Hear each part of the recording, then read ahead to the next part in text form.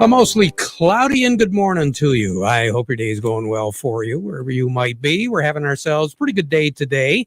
Temperature's warming up rather nicely. 36, no, now 37 here at the airport, 38 at Radio Center. Downtown Midland is at 37. Downtown Bay City is at 37. We do have a southwest breeze that has been gusting to 31 miles per hour. That's the reason why the temperature is responding the way it is.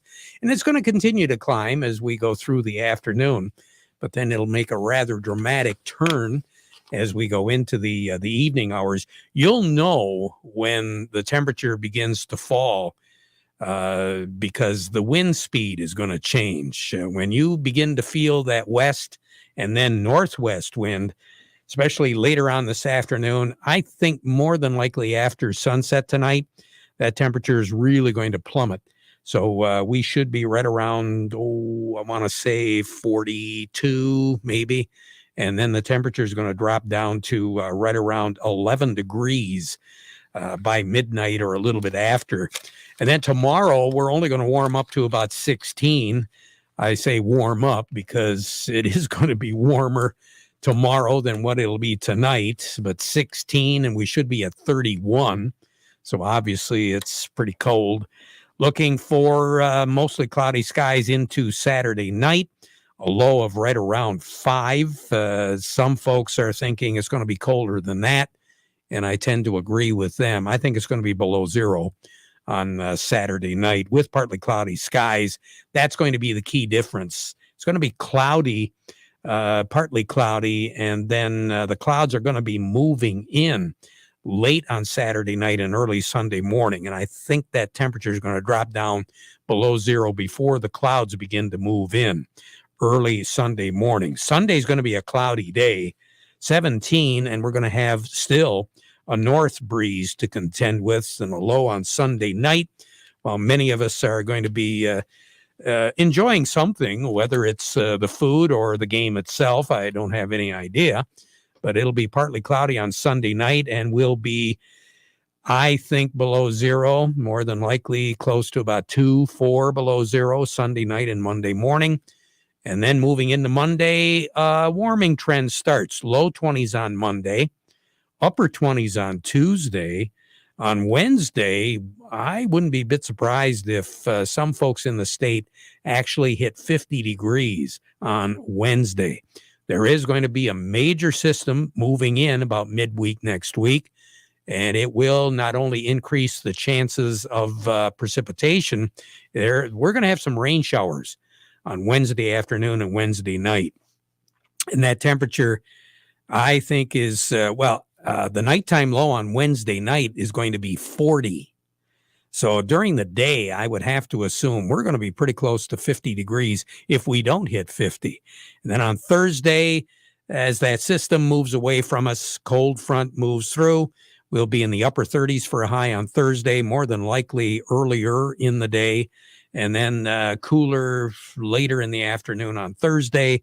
Rain, whatever it is going to be changing over into snow. So kind of a mess with this big system coming in about Wednesday and into the day on Thursday. But we have a little bit of weather to contend with as we go through the next few days. Unfortunately, it is going to be just flat out cold. This time of the year, as I alluded to, 31 should be our high, 16 should be our low. Record high in the state is 66, set back in 1999. The record low, 15 below 0, and that was set in 1917. A year ago, our high temperature in the teens and our low temperature was below 0. Again, as we've mentioned pretty much all week, a year ago this week, we had some really cold temperatures. But so far this week, temperatures haven't been all that bad, but here we're moving into the weekend, and we are definitely going to hit some cold temperatures. The record amount of snowfall on this date is 7.5 inches. That was set back in 1985. And kind of interesting when you take a look at the weather records. We were looking at how many record snowfall days were set in the month of February from 2000 to today.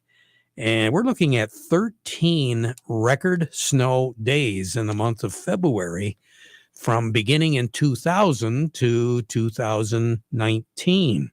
And again, the record on this date was set back in 1985, but 13, almost half of the days in February, the record snowfalls were set after 2000. So much for global warming or whatever you want to believe. 6:01 is sunset tonight, 7:39 sunrise tomorrow morning. More on the weather as we go through the broadcast. Going to take a look at the markets and see what's going on. Gary Kaufman will be joining us, and we'll get his read on that report that came out on Wednesday. All of that coming up. But this reminder, the weather forecast brought to you by the folks at Nutrien Ag Solutions. Nutrien Ag Solutions has the local expertise to recommend the corn, soybean, and other seed products that are the best fit for your field. Plus, unparalleled agronomic support with products and services to unlock yield potential and improve crop performance from planting to harvest. Ask about our financing options to help you get more from every acre and lead the field. Visit your local Nutrien Ag Solutions branch or go to nutrienagsolutions.com. They say there's a secret to growing a great crop. At Nutrien Ag Solutions, they beg to differ. It all starts with a strong foundation, and when it comes to fertilizer, there's no question that Titan XE drives dry fertilizer performance. They've been unlocking the potential in every prill of dry fertilizer with biocatalyst technology for over a decade. Visit lpi.ag/Titan or contact your Nutrien Ag Solutions crop consultant to drive your crop's potential today. Farm Service brought to you today by the folks at Steiner Tractor Parts. New parts for old tractors, easy to get. 800-234-3280 or go to steinertractor.com, and you can request a free parts catalog as well while you're at it. They've got a brand new one out there that is available to you. And the folks at Steiner Tractor want to remind you that tomorrow, the Midland Antique Engine Association annual consignment auction is going to be held. It starts at 10 o'clock tomorrow at the Midland Antique Engine Association grounds. That's located on South Meridian Road in the Merrill area, 3226 to be specific. Now, if you have something that you'd like to put in the consignment auction, but you haven't done it yet, you need to get it over to the grounds before 5 o'clock this afternoon. They are not going to be accepting any consignment tomorrow at all before the auction. Modern equipment and items from the past are all going to be represented at the annual consignment auction. Again, that's tomorrow, February the 12th, beginning at 10 a.m. Gary Kaufman over at Star of the West joining us right now. Gary, first of all, what are the markets doing now? I see that we gave up a little bit yesterday, didn't we? Yeah, at the last hour or so of the trade yesterday, it kind of had a little meltdown here, after screaming higher, and we had quite a reversal yesterday. And then I guess this morning coming in, and the corn and beans were back up again. But boy, I tell you what, it's been a wild ride this week for sure, especially in soybeans. I didn't even write a soybean price down, Terry, because it's moving so fast right now. I mean, we were up at one time here, we were up 20. Now we're hitting the lows of the days. We're down 10. So, and when you called me, we were up 5. So in that short of time, we were down 15 additional cents. So missed my chance, didn't I? Yeah, you missed your opportunity.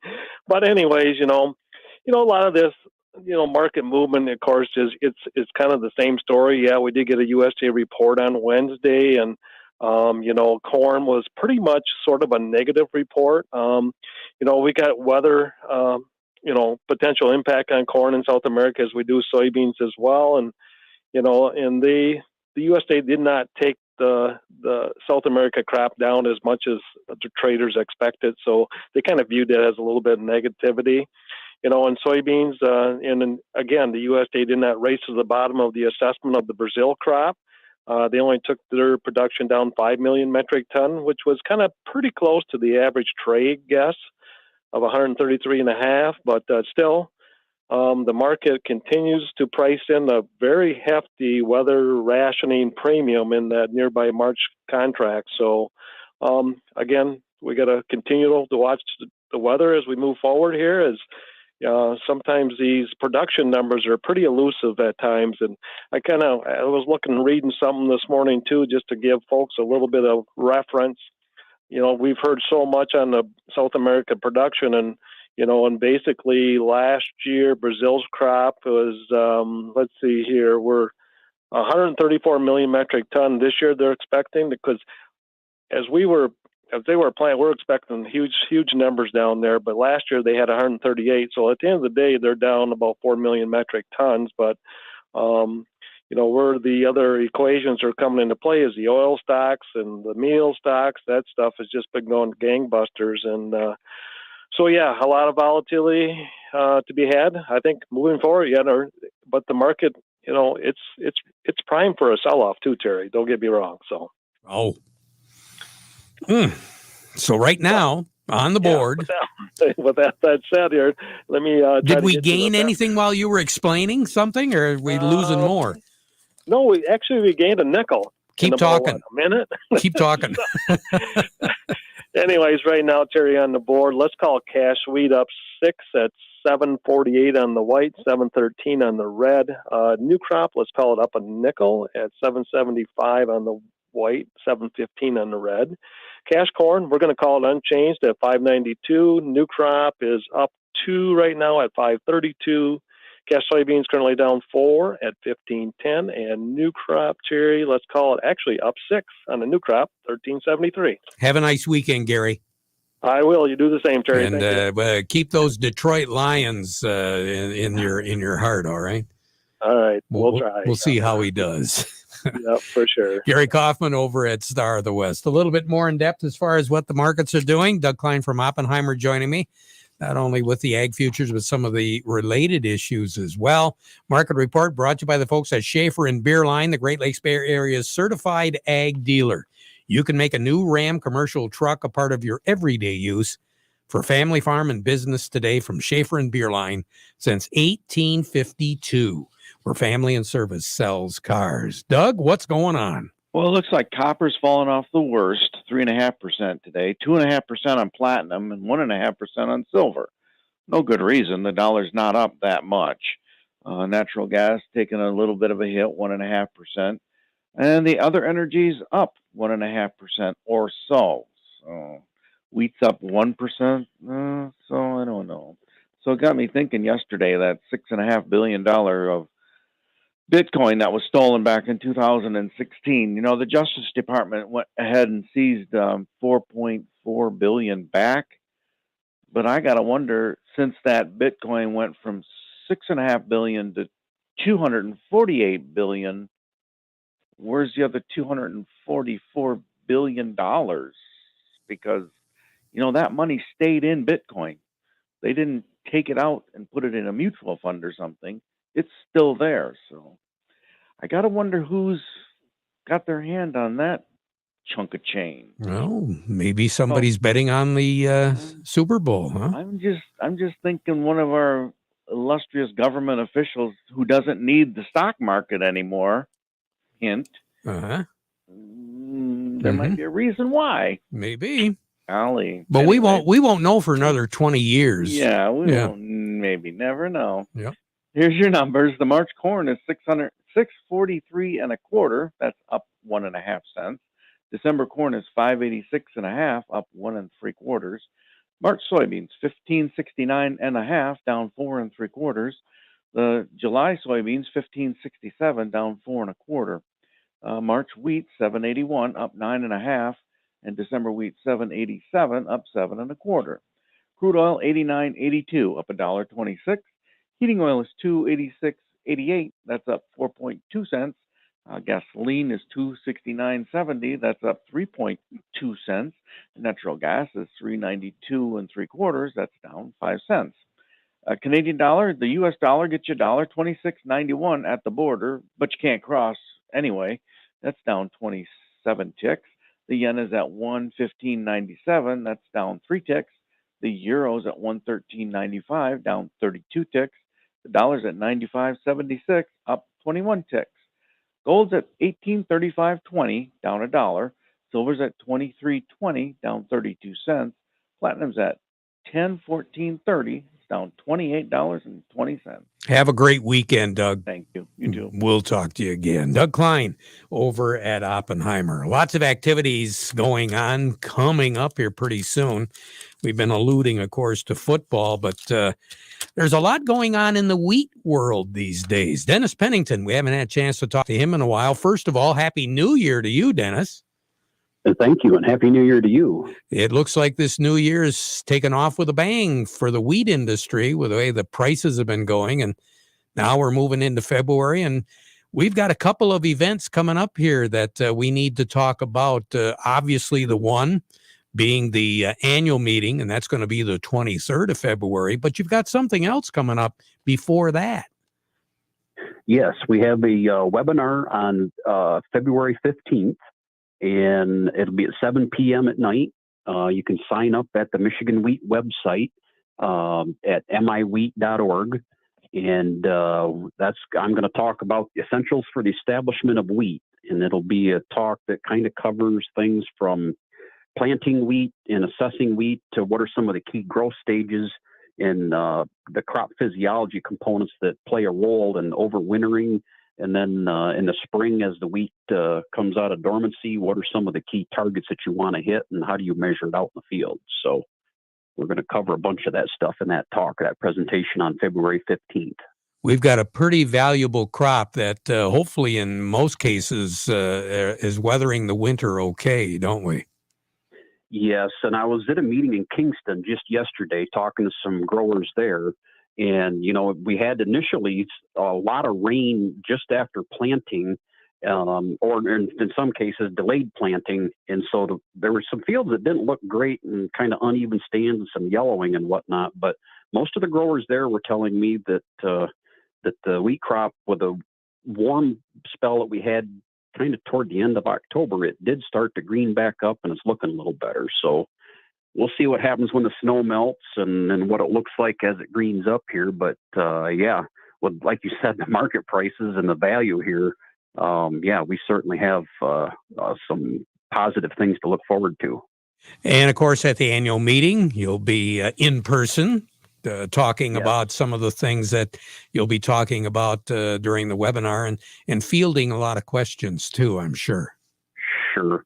And we're going to focus quite heavily at the annual meeting about this Great Lakes Yield Enhancement Network. And we're going to have a grower panel of those that participated in the pilot year, talk about what they learned and why they think it's valuable and what they're doing different on their farm as a result. So that'll be a chance for participants to kind of learn a little bit more about that project. Dennis, as far as the wheat crop goes, I have to assume that we're probably going to see a lot of the wheat stay in the field, given the prices that we're experiencing right now. What do you think?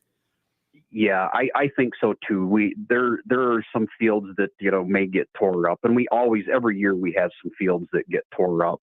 And that if you look at the USDA statistics, that's anywhere from 15 to 30,000 acres a year in Michigan to get tore up. But we only got planted 470,000 acres this year. We're down from 600,000 last year.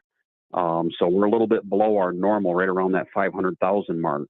And so I'm hoping that we don't lose too many more acres because, our mills certainly need that wheat here in the state. You bet. Dennis, good luck on the webinar next week, and we'll see you at the annual meeting, all righty? Sounds great. Thanks, Terry. You bet. You take care. Dennis Pennington. The moment you fire up a Gator UTV, the engine has your full attention. The herd takes notice. The completed job is on the horizon. The trail meets its match. And the heat doesn't stand a chance. Just like that, you've made short work of a long to-do list. Run with us on a John Deere Gator UTV. Built with effortless four-wheel drive at the flip of a switch and our smoothest shifting transmission yet. One test drive and you'll know. Nothing runs like a deer.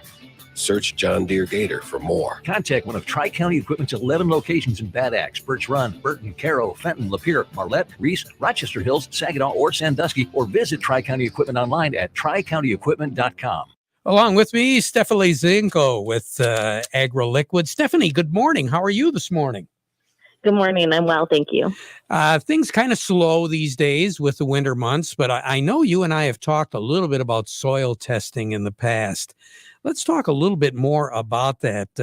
Basically, the basics of reading a soil test. Absolutely. There is lots of different numbers, especially if you get those complete soil tests. There'll be 15 or 20 different values there. And unless you really understand those, it can get really confusing and you may not make the best recommendations. And so I thought over the next couple of weeks as we could talk about some of those different parts of the soil test. So the first thing I always look at is the CEC, which is the cation exchange capacity.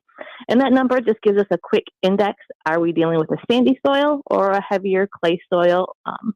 And so that's just going to give us kind of a good baseline of where we're starting, what we're working with, and then that's going to connect us to all of the different things. How much nitrogen can we hold in our soil? How much potassium can we put in our soil and keep it there? So starting out with that really basic CEC is a great place to start, and it'll give you a lot of answers and helpful information to continue on with a fertility recommendation. And again, given what we're looking at right now, cost-wise, soil testing is definitely going to put us in a situation where we can save some money. For sure. Having a good current soil test for the last 2 or 3 years will help you decide where you can best spend those dollars because input prices are high. And so you need to make sure you're spending it where you're going to get that best return for those dollars you invest. So obviously you wait until the ground isn't froze anymore. Or how quick can we get on the ground? What would give us a good read on a soil test? I like my soil tests so I can compare year to year. So whenever you sample, try to do them at the same time. If you're just starting out, springtime works well. Fall, usually you have a little bit more of a window to do it just because we're in such a hurry to plant in spring. But as soon as that ground thaws out, you can go out and pull that sample. And Michigan State Extension takes those. There's a number of other private labs across the area. There's one in Indiana, one in Nebraska that all will do a good job for you and get those numbers analyzed for you. Stephanie Zelenko, how do we get a hold of you?